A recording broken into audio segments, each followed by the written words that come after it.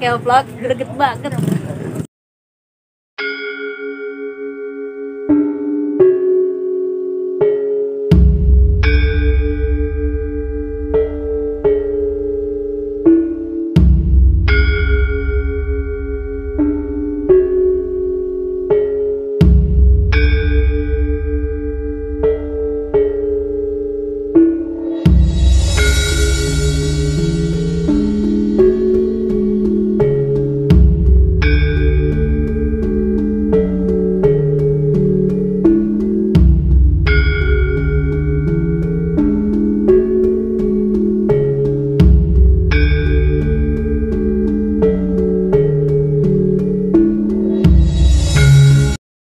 Selamat siang para teman-teman Arkeovlog di seluruh Indonesia.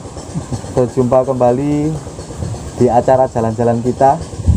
Setelah sekian lama perjalanan kita ekskavasi, baru pada hari ini kita bisa bertemu dengan tokoh yang cukup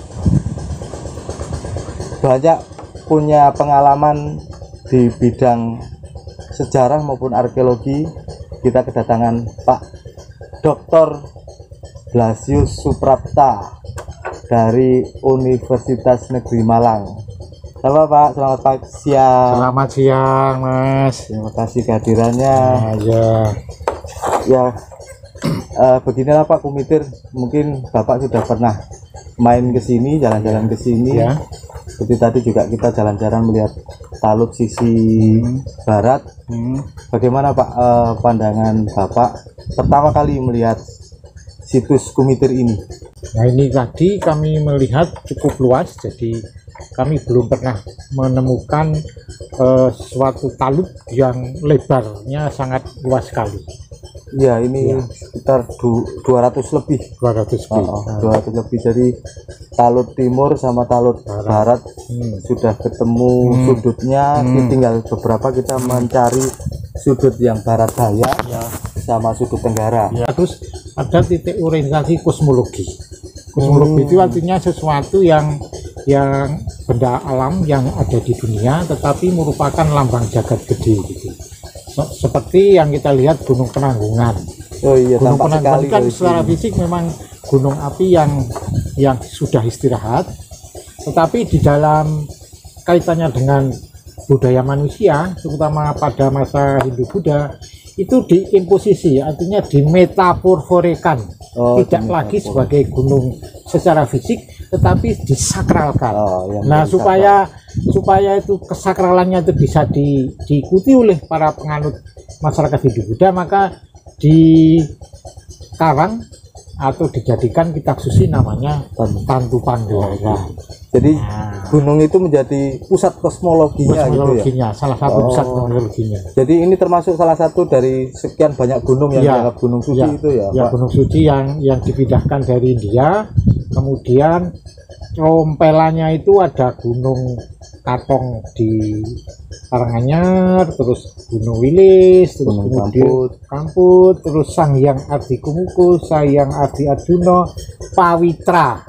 Kemudian Sanghyang Gunung Bromo, dan akhirnya puncaknya itu menjadi Sanghyang Gunung Mahameru, makanya disebut Gunung Semeru. Oh gitu. Nah, ada 7 gunung ini yang dianggap suci di tanah Pulau Jawa, dan itu dijadikan selalu sebagai salah satu titik orientasi kosmologi. Nah, cukup menarik ya Mas Wicak.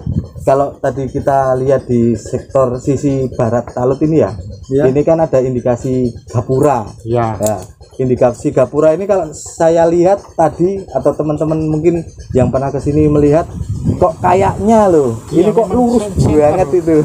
Center ke gunung bener tidaknya gitu. Apakah itu juga karena memang penempatan di sini itu sesuai kosmologi itu atau bagaimana gitu kan? Ya, cukup menarik. Ya itu. Jadi kalau misalnya saya bertanya Pak, pada Majapahit itu Pawitra atau Gunung Penanggungan menjadi sentral. Kenapa ya Pak ya? Kenapa nggak gunung-gunung lain? Ada sini ada Gunung Welirang, ada Anjas-Moro. Terus kenapa kok harus Pawitra? Nah, satu, untuk yang Sanghyang Ardi Kumukus tidak mungkin karena masih gunung aktif, tetapi itu dijadikan salah satu gunung suci. alasannya satu. Kemudian Sayang Arjuna terlalu jauh dari sini. Karena Suyung Genang Arjuna itu sudah dijadikan titik orientasi kosmologi pada masa kerajaan Singasari yang berkaitan dengan dataran tinggi Malang disebut Sidapalana. Nah, di Majapahit ini mengikuti titik orientasi yang berhubungan dengan sungai, titik pertemuan sungai yang dimulai dari Tarik, dari Sungai Berantas sama Kalimas dan Porong di tengahnya itu. Nah, kemudian dipindahkan ke sini karena landscape-nya lebih lengkap gitu loh. Landscape yang titik pertemuan sungai dan ditambah landscape makro gunung. Iya. Iya. Kalau konsep pemujaan atau pengkultusan ya, mensucikan gunung itu sendiri gimana sih Pak konsepnya? Jadi Dalam masa Hindu-Buddha gitu ya. Jadi gini, supaya orang percaya maka namanya diimposisi. Imposisi itu tuh dibuatkan kitab suci sang yang itu kitab Tatu Pagelaran. Iya. Iya. Kenapa kok gunung, Pak? Bukan pohon Ya, misalnya. artinya karena sentrum di India itu ya Gunung Mameru. Karena Gunung Mameru, kemudian dalam tiga pagelaran supaya tanah Jawa itu sama persis landscape-nya dengan India, maka kemudian itu diimposi seakan dipindahkan. Oh, kalau konsep Mahameru kan dalam konsep itu gunung dipercaya sebagai tempatnya tinggal dewa-dewi. Ya, ini sama, makanya di situ disebut tidak dari Gunung Penanggungan tapi Pawitra. Nah, pemujaan gunung itu sendiri dalam Hindu-Buddha sebenarnya agak universal juga ya, Pak? Ya, universal. Ya, kayak di mana pada masa Yunani juga Ya, sama, begitu ya, Pak? Ya, sama. Itu juga tempatnya tinggal Para dewa. Bahkan mungkin persejarah kalau di sini kayaknya gitu Ya, gunung gitu itu ya. juga. Sehingga kemudian kebudayaan itu berlangsung juga di pada masa Hindu-Buddha gitu ya. Ya. Dan khususnya di Majapahit. Majapahit itu sangat kental sekali karena kosmologi itu akan memperkuat kesakralan dari bangunan yang menyertai di. Tapi benar nggak Pak? Apa sih buktinya bahwa Majapahit itu sangat mengkultuskan atau mensucikan Gunung Penanggungan? Satu. Nah, kalau kita lihat titik orientasi bangunan itu ada di Gunung Penanggungan. Ya. Yang kedua, peninggalan-peninggalan Majapahit terbanyak di Gunung Penanggungan yang mengelilingi jadi satu puncak, kemudian dikelilingi 4 bukit. Nah, apa pengaruhnya ketika pada masa Majapahit Pawitra atau Gunung Penanggungan itu menjadi sentral? Mempengaruhi tata kota nggak, Pak? Oh iya, mempengaruhi tata kota karena dari situlah kita kemudian menentukan pertimbangan penempatan sebuah bangunan termasuk puri, pusat ibu kota. Jadi kalau di Kumitir ini kan lihat orientasi bangunan itu kan kok sepertinya mengarah ke Penanggungan. Ya. Dari dia ada berapa derajat itu miring dari arah utara kompas dan lurus ke Penanggungan. Itu mempengaruhi juga, Pak ya. Mempengaruhi karena yang diutamakan titik sakralnya kosmologi itu dulu, baru kemudian menentukan bangunan-bangunan karena jagat gedenya di sana, jagat ciliknya ya pemukiman itu, sehingga bangunan kemudian diarahkan ke puncaknya Penanggungan. Ya. Pada masa Islam pun itu juga masih terlihat di Keraton Jogja ya, itu transportasi imajiner Gunung Merapi dengan laut ke selatan itu keraton kemudian berada di antara poros itu. Poros utara selatan. Gitu. Kalau itu kan utara selatan. Ya. Kalau dengan Pawitra sebagai sentral, porosnya kemana, Pak? Ya porosnya ke Pawitra. Sebelah timur. Ini timur ya, Pak? Timur. Betul, timur. Terus kalau baratnya, Pak? Baratnya apakah Berantas begitu, Pak? Jadi itu kehebatan dari Majapahit itu pertama ada di titik dua sakral, titik pertemuan Sungai Brangkal dengan Sungai Berantas. Terus Sungai Berantas itu harus diimajinasikan sebagai poros laut, tetapi kemudian berubah menjadi poros kemakmuran, artinya poros transportasi. Sehingga di tengah itu didirikan pusat ibu kota Majapahit, tetapi tidak melupakan dari poros utama. Oke, boleh nggak seperti ini kalau kita melihat bercermin dari Jogja, tata kota Jogja, Pak ya. Ini kan kita akan coba membedah Bagaimana sih tata kota Majapahit Oke. melalui Kumitir? Kumitir. Oke. Nah, di situ kalau di Jogja utara Gunung Merapi, selatan Laut Kidul, Laut Selatan, terus kemudian di tengah-tengah Keraton, sehingga ada hubungan sentralnya utara selatan. Ya. Nah, kalau di Majapahit, kalau dari Jogja itu berarti dia porosnya utara selatan. Utara selatan. Nah, ternyata di Majapahit ini Gunung Pawitra atau Penanggungan ada di timur. Ya, timur. Apakah itu bisa merubah poros, Pak? Dari kalau di Majapahit itu lebih dominasi porosnya barat timur. Ya, pokoknya barat timur, tetapi senternya ke Penanggungan. Ya. Jadi di barat itu batasnya Kali Brantas. Oh, begitu ya. Kali Brantas karena air itu kali yang disebut dengan Persatika Meladan disebut Bangawan. Bangawan itu artinya mengandung sungai. Ini yang kaitannya lebar. juga dengan di konsep arah kosmis ya. Ya. Kita bicara arah kosmis di Bali kan ada Kaja Kelot, Ya. begitu. Itu dipengaruhi dari poros itu atau dari kompas, Pak? Dari Apa dari terbitnya matahari? bukan dari Poros laut, poros gunung. Berarti setelah kita mengetahui porosnya, kita bisa kemudian membedah mana Kaja Kelot. Ya, Kaja Kelot. Oke. Gitu.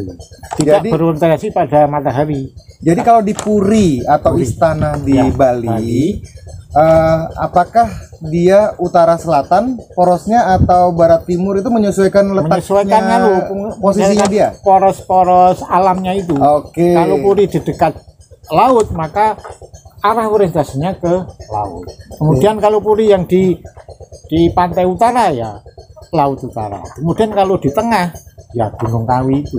Baik, kalau di Keraton Jogja kan Ya. depannya keraton itu menghadap ke Merapi, Pak. Merapi itu ada tugu itu Seakan-akan kemudian bagian belakang adalah selatan. selatan. Baik. Ya. Kalau di Majapahit dia mengarah ke Penanggungan, seakan-akan belakang itu barat, adalah Pak. Berantas, ya. Karena Penanggungan itu timur, Ya. sehingga belakangnya itu berantas. Berantas. Bisa nggak di kata kotak-katik diperkirakan seperti itu, Pak? Bisa saja. Karena yang penting itu kosmologinya itu. Kalau di Bali itu sendiri gimana, Pak? Contohnya di Puri Bali, Di Pak? Puri banyak contohnya. Kalau yang di dekat laut ya porosnya ke laut, Kaje Kelot itu. Iya, kalau yang di mana Di- Pura Puseringin Jagat, Nah, itu ke dia kan mengarah ke gunung. Gunung, Jadi kita gunung. itu Iya. masuk ke Pura, belakangnya gunung tuh, Pak. gunung. Artinya kita naiknya menghadap ke gunung, Pak.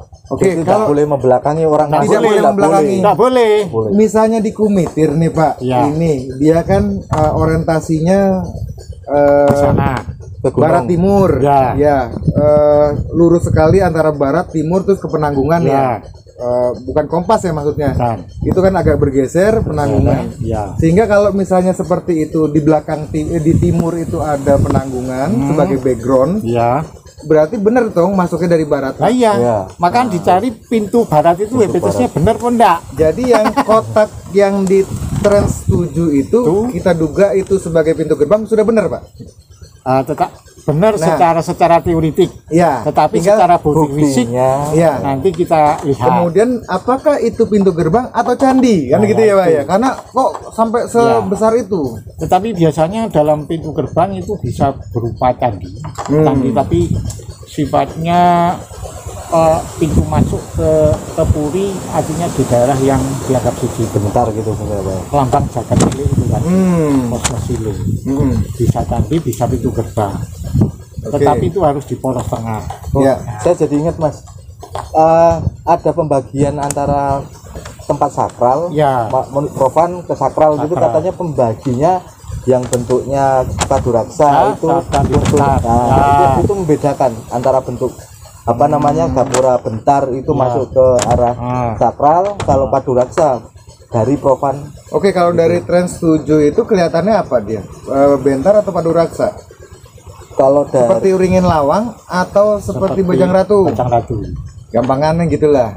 Ringin Lawang, kalau dari gambaran. Kenapa? Ya kanan kiri.